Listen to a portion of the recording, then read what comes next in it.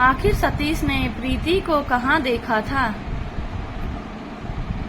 मेरा नाम सतीश है, मैं एक इंजीनियर हूँ और अभी ही एक नौकरी भी लगी है। नौकरी लगते ही घरवालों को अब मेरी शादी की जल्दी हो गई है। मेरे मना करने पर भी वो रिश्ता देख रहे हैं। मम्मी के कोई पहचान वाले से एक रिश्ता आया। मम्मी को रिश्ता बहुत अच्छा लग रहा था, लड़की भी अच्छी थी। तस्वीर मम्मी ने मुझे दिखाई। मैं एक नज़र देखी और कहा कि मम्मी आपको शादी की इतनी जल्दी क्या है, लेकिन मम्मी नहीं मानी। बोली इस रविवार लड़की को देखने जाना है। मुझे पता था मम्मी नहीं मानेगी, इसीलिए मैंने ज़्यादा मना नहीं किया। हम लोग सुबह 11 बजे लड़की वालों के घर पहुंच गए थे।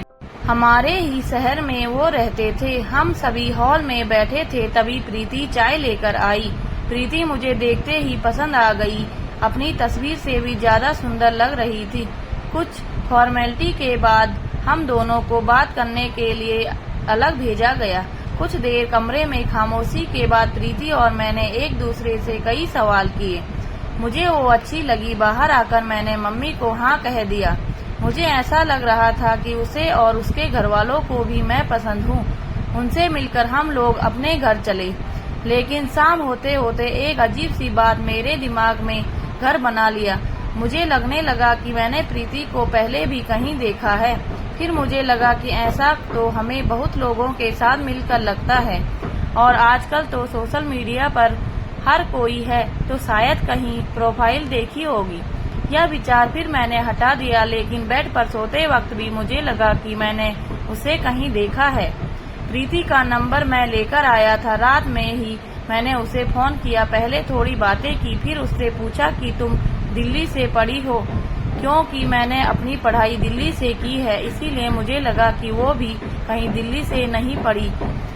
उसने मना कर दिया। बोली नहीं, दिल्ली कभी कभी ही जाती हूँ। बात देखा जाए तो बहुत छोटी थी, लेकिन मुझे अब वो खटक रही थी। मुझे बहुत कुछ याद नहीं था, लेकिन ऐसा लग रहा था कि पता नहीं कैसा, पर मैं बस जानना चाहता था कि मैंने उसे कहाँ देखा है। प्रीति से एक दो बार और मिलने पर मुझे यकीन सा होने लगा कि मैंने उसे जरूर इससे पहले कहीं देखा है। मैंने प्रीति से बहुत सवाल किए। उससे पूछा कि क्या वो मुझसे पहले किसी से प्यार करती थी या उसका कोई बॉयफ्रेंड था। प्रीति ने मना किया, कहा फ्रेंड थे, लेकिन बॉयफ्रेंड नहीं था। प्रीति सुंदर थी। अब मुझे यह लगने लगा कि वो मुझसे झूठ बोल रही है। मैं उससे मिलता और बातें भी करता था, लेकिन अभी भी वही सवाल था कि मैंने उसे कहाँ देखा है। फिर मैंने अपने दोस्तों को सभी को प्रीति की तस्वीर दिखाई, यह कहकर कि मेरी शादी होने वाली है।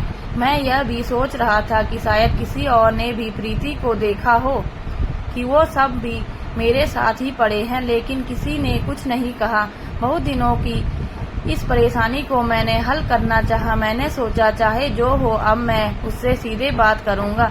आखिरकार जब मैं प्रीति से मिला, तब मैंने प्रीति को डायरेक्ट ही बोला, कहा कि प्रीति मेरी मेमोरी इतनी अच्छी नहीं है, लेकिन मुझे यह बात परेशान कर रही है कि मैंने तुम्हें कहीं देखा है, किस पार्टी में या कहीं और।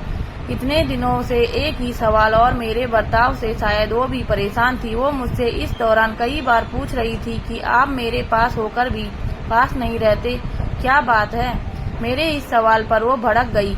उसने कहा कि जब से आप मिले यही कह रहे हैं। मैंने आपसे सब बता भी दिया, आप कहना क्या चाहते हैं, कहाँ देखा है आपने।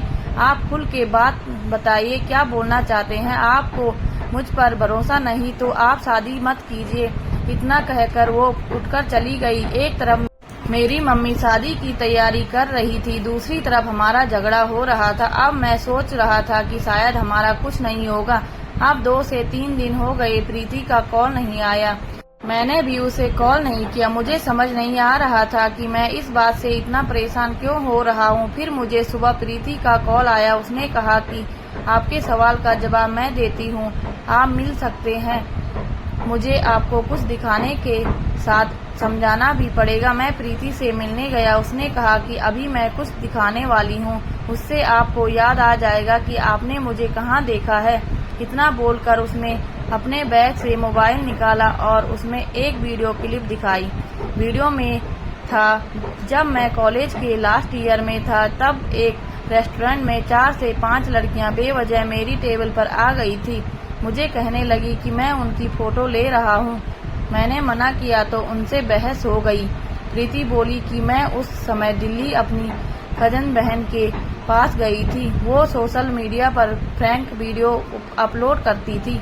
उस समय मोबाइल मेरे हाथ में था और मैं वीडियो बना रही थी। तुम्हारे बाल उस समय बड़े थे और करीब 3 साल पुरानी बात हो गई, इसीलिए मैं तुम्हें पहचान में नहीं पाई।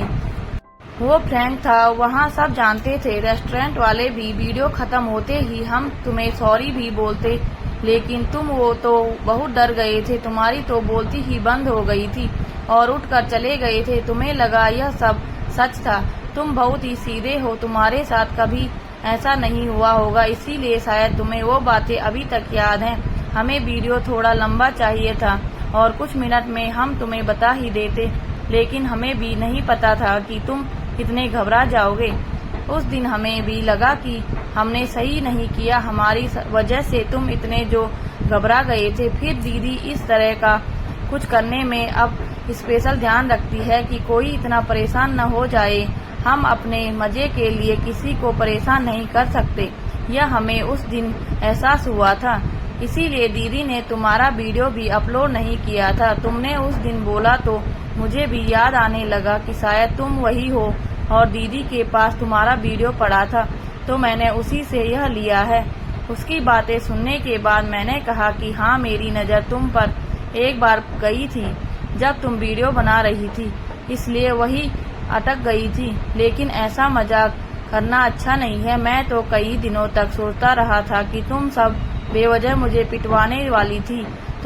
तुम्हारी कजन की शक्ल तो मुझे अच्छे से याद है। प्रीति यह सब बताकर हंसने लगी, बोली लगता है अभी तक हम आपके सपने में आते हैं, इसीलिए हमको अभी तक भूले नहीं। प्रीति हंसते हुए बोली, मुझे कहाँ देखा है, यह पूछे जा रहे थे, लेकिन खुद का यह किस्सा नहीं बताया, कभी नहीं तो मुझे याद आ जाता। प्रीति तो बस हंस ही रही थी। उसने पूछा, शादी तो करोगे ना? मैंने बोला अब तो जरूर करूँगा और तुम्हें और तुम्हारी बहन दोनों को परेशान करूँगा। प्रीति वहीं से वीडियो कॉल किया अपनी बहन को। फिर वो दोनों मेरा मजाक बनाकर हंसते रहे। उसकी बहन बोली कि जीजा जी सॉरी, जिंदगी के लिए अपनी मुट्ठी में आ गए। अब जीजाजी ने ज्यादा परेशान किया तो उनका वीडियो वायरल कर देंगे। अब मुझे मेरे सारे सवालों का जवाब मिल गया था। दोस्तों, यदि आपको हमारी कहानी अच्छी लगी हो तो प्लीज लाइक, कमेंट, शेयर और सब्सक्राइब जरूर करें। धन्यवाद।